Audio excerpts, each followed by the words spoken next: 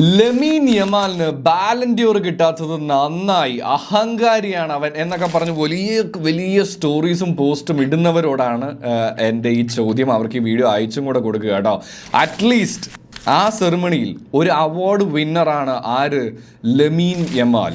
And ഒട്ടുമിക്ക ഈ പറയുന്നവന്മാർക്ക് എല്ലാവർക്കും അറിയാവുന്നതാണ്, വരും വർഷങ്ങളിൽ ഇനി അങ്ങോട്ട് ബാലൻഡിയോർ ഒന്നല്ല ഒന്നിൽ കൂടുതൽ വാങ്ങാൻ കേപ്പബിലിറ്റിയും അതിനനുസരിച്ചുള്ള ടാലൻറ്റും ഉള്ളൊരു താരം തന്നെയാണ് ഈ പറയുന്നത് പോലെ തന്നെ ലമീൻ യമാൽ എന്ന് നിങ്ങൾക്ക് എല്ലാവർക്കും അറിയാം. എന്നിട്ടും എന്തിനായിരിക്കും അവനെ ഇങ്ങനെ കളിയാക്കിക്കൊണ്ടിരിക്കുന്നത്? അല്ലെങ്കിൽ അവന് കിട്ടിയാലും കുഴപ്പം കിട്ടിയില്ലെങ്കിലും കുഴപ്പം, എന്തെങ്കിലുമൊക്കെ പറയണം. അവൻ്റെ ഒരു അവാർഡ് വിൻ ചെയ്യുമെന്ന് ചാൻസ് ഉള്ളതിൽ അവൻ്റെ ഫാമിലിയെ കൊണ്ടുപോയാൽ നിങ്ങൾക്ക് എന്താണ് ഇഷ്ടം ഇത്രയും പ്രശ്നം?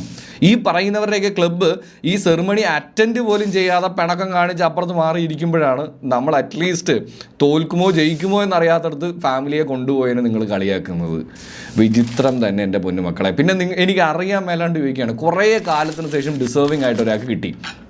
ഒന്ന്, ബാലൻഡിയോർ എന്ന് പറയുന്നത് വോട്ടിങ്ങും പോയിൻറ്റ്സും സ്റ്റാറ്റ്സും എല്ലാം കൂടി ഇൻക്ലൂഡ് ചെയ്ത് അങ്ങനെ പിന്നീട് ഒരു പോയിൻ്റായി വന്നിട്ടാണ് ഈ ബാലൻഡിയോർ വിന്നർ വരിക. അല്ലാതെ പ്യുവർലി സ്റ്റാറ്റ്സ് വെച്ച് മാത്രമല്ല.